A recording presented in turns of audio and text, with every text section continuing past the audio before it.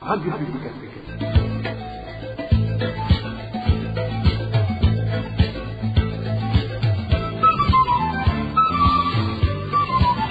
Radio Publique Africaine.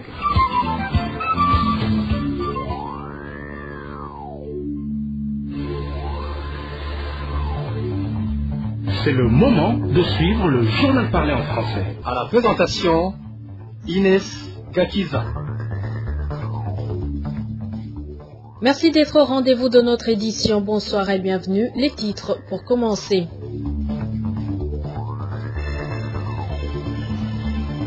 Parsem appelle à l'évaluation des coopératives. Le gouvernement débloque annuellement de gros montants pour les subventionner. Plus de 100 cas d'assassinat ont été commis au cours de ce premier semestre de l'année. Les 18 provinces du pays ont été touchées par cette criminalité, comme vous l'entendrez tout à l'heure. Et enfin, IRC alerte sur la malnutrition aiguë dans les camps des réfugiés au Kenya. Parmi ces réfugiés, des Burundais. Voilà pour le sommaire.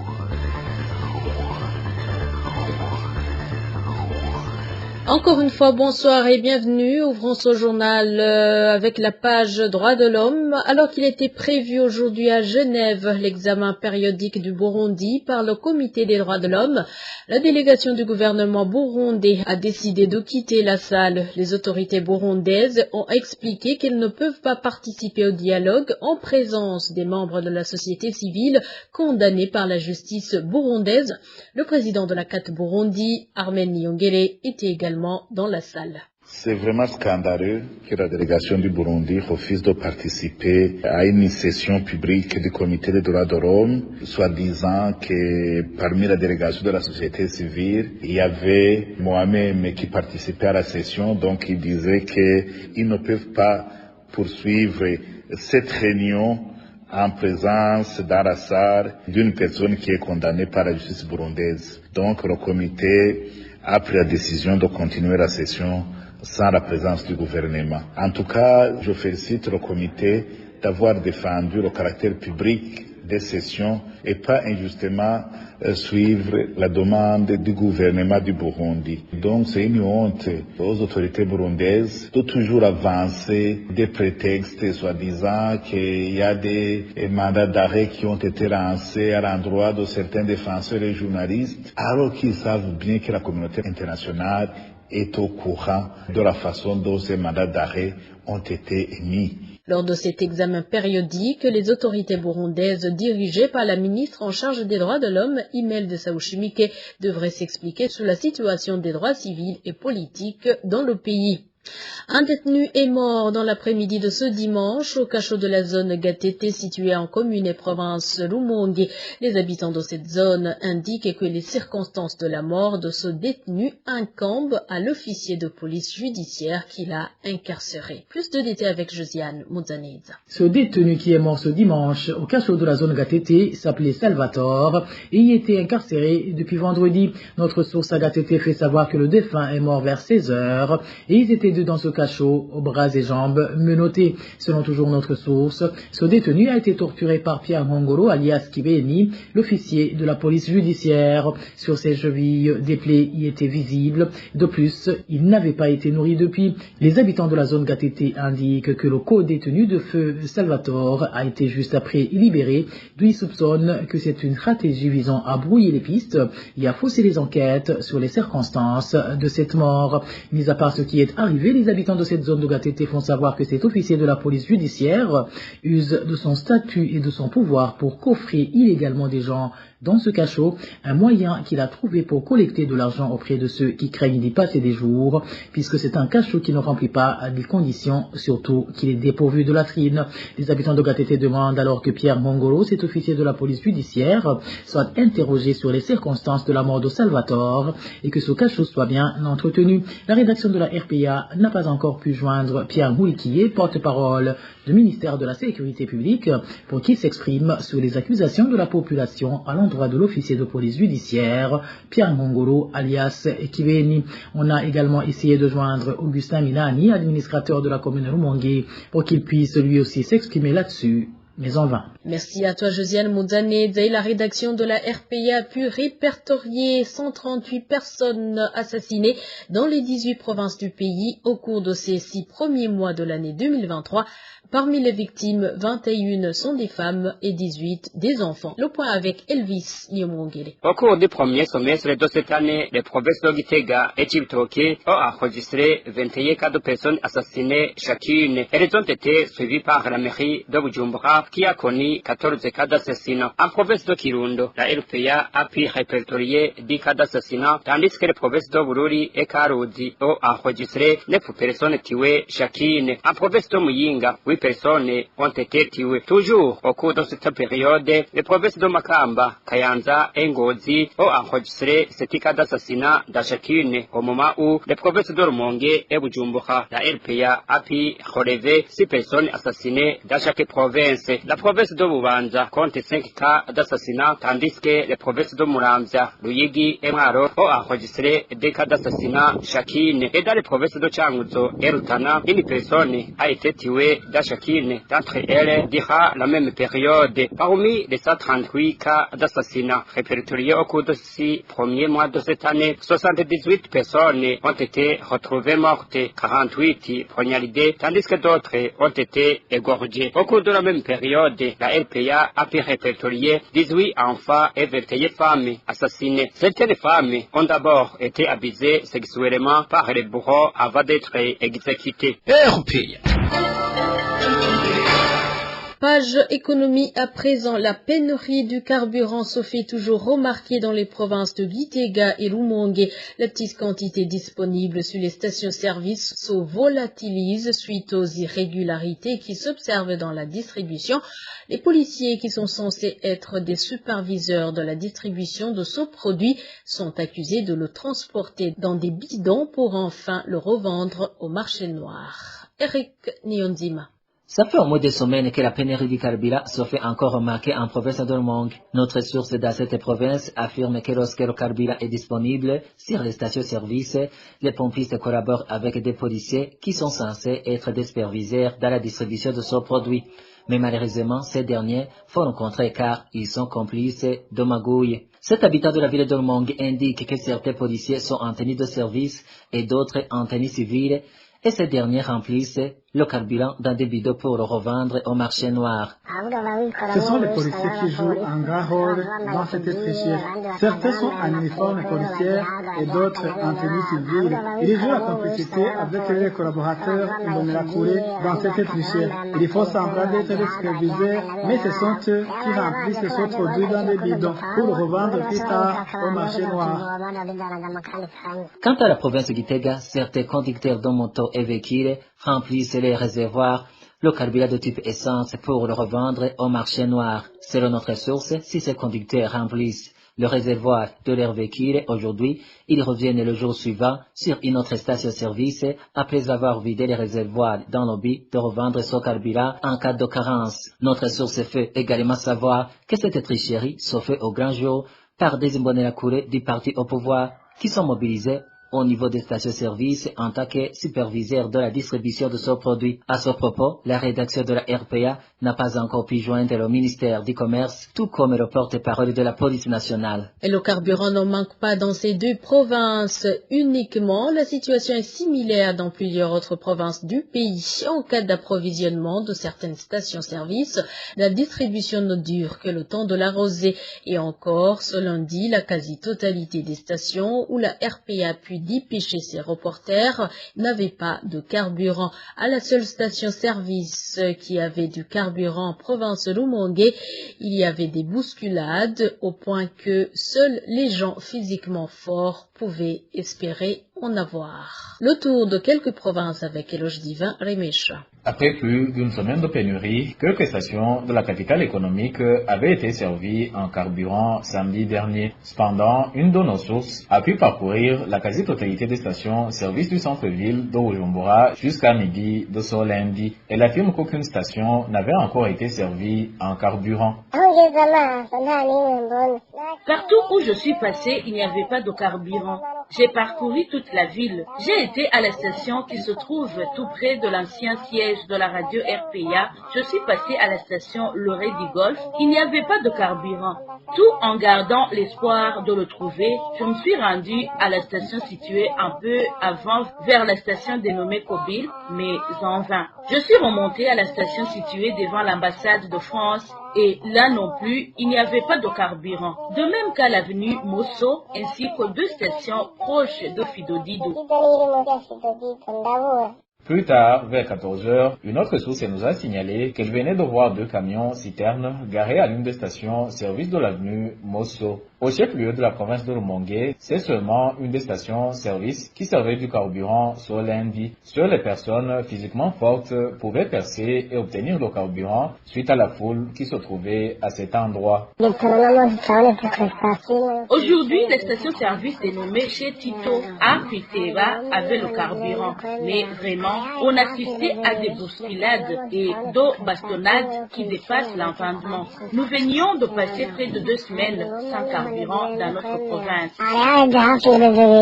Et dans la ville d'Ongodi, nos sources nous ont affirmé que la pénurie s'observait toujours. Le carburant n'était disponible qu'au marché noir, indique cette source. Il n'y a aucune station qui possède du carburant. Aucune. C'est presque une semaine qu'il n'y en a pas. On peut uniquement en trouver au marché noir. Et là, 1,5 litre coûte entre 14 et 15 000 francs burundais.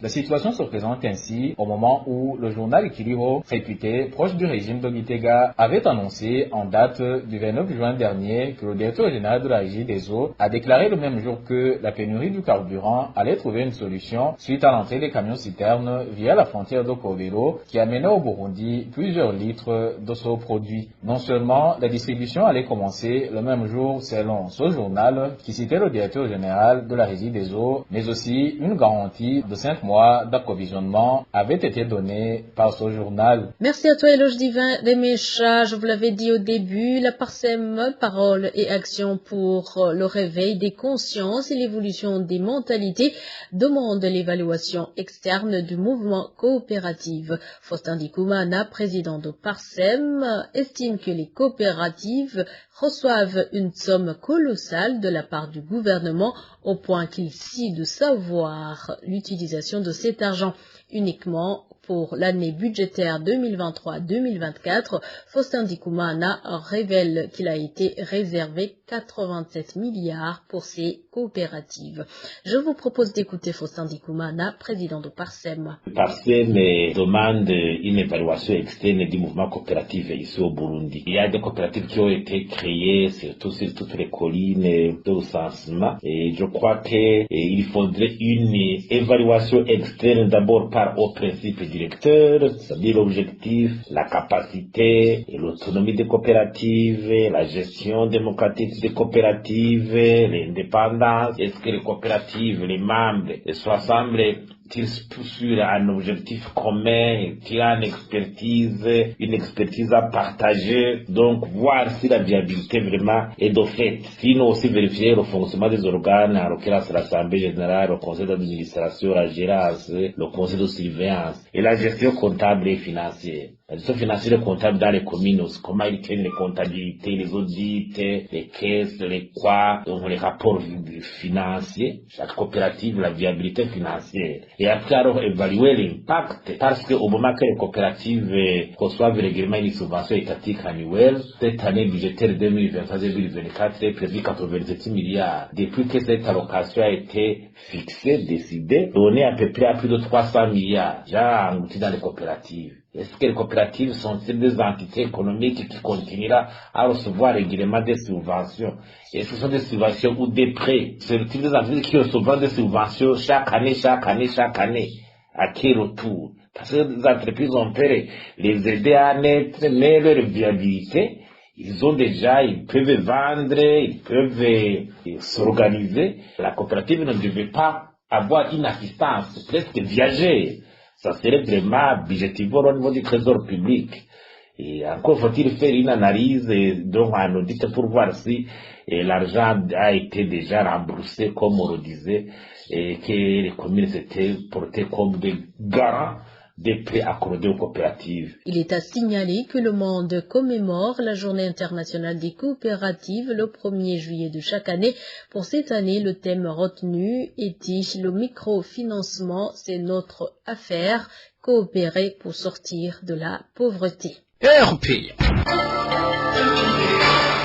Des milliers de réfugiés sont affectés par la malnutrition aiguë dans les camps au Kenya. Selon l'IRC, cette organisation humanitaire indique que la situation est particulièrement grave chez les enfants dans ce pays qui héberge aussi les réfugiés burundais. Émile Nivasumba. Les camps des réfugiés du Kenya les plus affectés par la malnutrition sont ceux de Kakuma et d'Adab. International Rescue Committee indique que des milliers de personnes vulnérables, particulièrement les enfants, ils sont affectés par un niveau alarmant de malnutrition aiguë et qu'ils ont besoin d'une assistance urgente. En mai dernier, le nombre de patients admis pour la forme de malnutrition la plus mortelle avec d'autres complications a augmenté de près de 95% dans le camp de réfugiés de Hagadera à Dadaab. Selon l'IRC, l'organisation signale que la sécheresse prolongée dans la Corne de l'Afrique a accru l'insécurité alimentaire,